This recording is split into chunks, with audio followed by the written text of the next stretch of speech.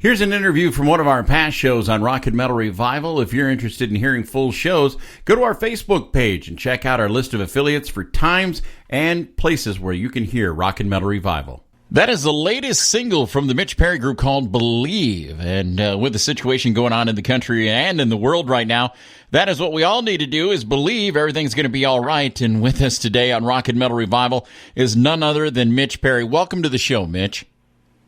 Hey, how you doing? It's great having you on the show, and I just want to say from that song right there, I'm really digging the message that you have with this latest single, Believe. Now, I guess a question I got to ask you with that, is this a song that you written when this whole situation started, or did you have that one and just thought, you know what, this song fits what's going on? Yeah, no, obviously it was recorded before the situation took hold of our world the way it has. But as soon as we were sitting in our house, the first week of being locked down, I realized that the lyrics to Believe went perfect for the situation we're in.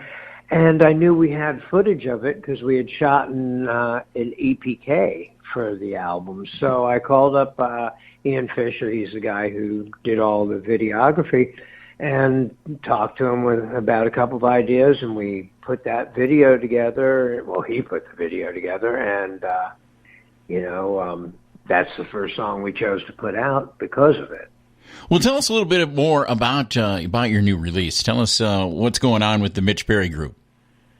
All right. Well, it's a new project. It's a band. I've had a band in LA for the last couple of years. I play every Sunday. When I make my best effort to get home from wherever I might be playing on a Saturday night so I can do my Sunday thing here. And what that is, it's a band of great players. Everyone plays in other bands, but we have a thing where we it's a jam thing, and we make we'll start a cover tune, but we'll write two new songs in the middle of the song. Anyway, we took a bunch of those ideas into the studio, and the result of it is what you get here. We did it in a very classic way. We didn't use click tracks. We used the entire band playing live as the basis for everything to overdub on. It wasn't just like we want to get a drum track down and then throw bass on top, then throw guitars, which is a standard way of doing things. We didn't do that. I wanted to get the closest approximation to the band playing live because the band does such a great job of it. And that's what we did with this record. We've got 9 tracks. There's stuff from slow ballad type stuff to hard, fast stuff, 3-piece stuff, humble pie stuff, bassist type stuff, Pink Floyd. You name it, it's all in there because I'm a fan of that style of music. So everything's found its DNA into this record, but at the same time, I don't think it tries to copy anybody, too much in any regard.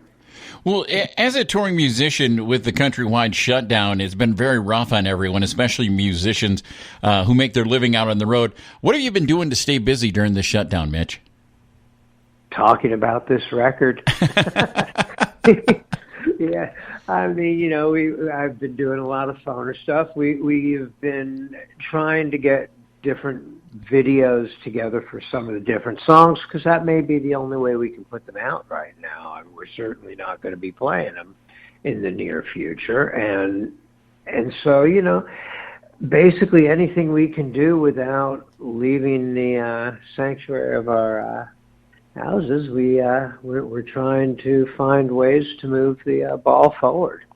Now, Mitch, before we went on the air, I was telling you what a big fan of Tallis I was and still am. Also, your work with Schenker and Lita Ford, and you've been on the road for a lot of years. Are you finding that this time down a little bit enjoyable to have some time to yourself? Well, not really, because, I mean, I play music because I love playing music, so not being able to go do that, I'm sure it's gotta. I'm not alone in feeling this way. I mean, it's literally taken the entire world and shut us down. Mm-hmm. I mean, I don't think I can think of. Can you think of any time that there's been no live music? I know. It just doesn't happen. So, yeah, I mean, for whatever attributes, being at home brings, the negatives far outweigh it. Mm-hmm. Well, with this new release, over the years, we've had 8 tracks, cassettes, vinyl, CDs. Now everything's went digital, and now vinyl's coming back. How are people being able to buy this in different versions? Are they able to buy physical copies of this, or is this all by download? No, well, right now it's by download because that's the only way we can do it. The pressing plant got our album and promptly closed the day after. No, I hear you. We are waiting on copies, and we still don't have any notification on when they'll be ready. But there will be vinyl and there will be CDs. This record, I mean, again, by intent, it was made for people who like vinyl. It was made I wanted to remember what it was like when I was a kid and I used to put headphones on and stare at the album cover. Amen. And, I remember when I was a kid, I knew every single liner note from all my favorite albums. I knew who the recording engineers were before I knew what a recording engineer was. I get it. I that's what I love about the resurgence of vinyl is the artwork and holding it in my hand as I'm listening to the album, and I think a lot of that was lost when we went to the compact disc and to MP3. Yeah, I'm glad you bring up the artwork because we scored a home run. We were fortunate enough to secure the talents of Glenn Wexler, who funnily enough did the MSG record that I did in 1987. So, he saw a picture that my girlfriend had posted from Death Valley and commented on how he liked to shoot there. And it was funny because when we were taking pictures there, we were talking this would be a great place for an album cover. So when I got home, I started conversation with Glenn, and it led to this beautiful album cover we have. And I mean, the thing that makes me so proud of it, I mean, the album cover stands up to every bit of music on the record. It's just such a beautiful package, and it complements it perfectly. And it's a throwback to the times when album art really meant something. And I think Glenn definitely accomplished that here. Outstanding. Well, hey, do you want to tell us who played on this album? I wanted to ask that earlier and you got by me. Who else is playing on this with you? Okay, well, the core band is Tal Bergman on drums. He's the drummer who was with Billy Idol for Cradle of Love and all those recordings. And then he's been with Joe Bonamassa for the last 5 years. The bass player is Dan McNay. He played with Montrose for quite a while and then has been in Jack Russell's Great White. Besides, all these guys play with me on my Sunday thing, too. Okay. And the keyboard players, we used a bunch of them. I played a bunch of B3 on the record. We used Ed Roth, J.T. Thomas, Dave Schultz, Steve Aguilar, really all keyboard players of the highest caliber.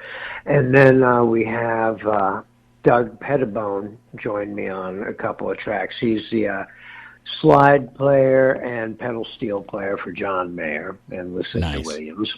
Yeah, and he brings some beautiful stuff. You listen to the song "Wasted Time"; it's magical, and a lot of that's due to the way he plays pedal steel. And then we were also fortunate enough to have Katja Reicherman and Ann King on trumpet and sax from Guns N' Roses and Rod Stewart. And then you have Eliza James, who played all the violins that you hear on Believe, and she tours with Burt Bacharach and Paul Anka. Wow. So you got a who's who of musicians on this. I was going to say, and so once again, the Mitch Perry Group, the song was called Believe, and where can you start to buy this for fans who have heard it tonight with us on the show? Well, you can go to iTunes or Amazon. It's available there on download. Everything should be up. We put it up as soon as we went into lockdown. So we're waiting for their, processes to take place, but it all should be good as we speak. The single is definitely there. Once everything opens up again, you can go to our website, Mitch-Perry.com. You'll be able to order, downloads. You'll be able to order the vinyl. You'll be able to order CDs, whatever you need. Outstanding. I've got one more question, Mitch, before I let you go here today. I was stating earlier about all the great artists and people that you've played with over the years and the great projects that you worked on. Now, is there any one song that you wish you could go back and add some cowbell to? Ooh. Well, let's see, which cowbell song? Oh, it would have to, you know what? We need more cowbell in some of the Edgar stuff I did on Winter Blues.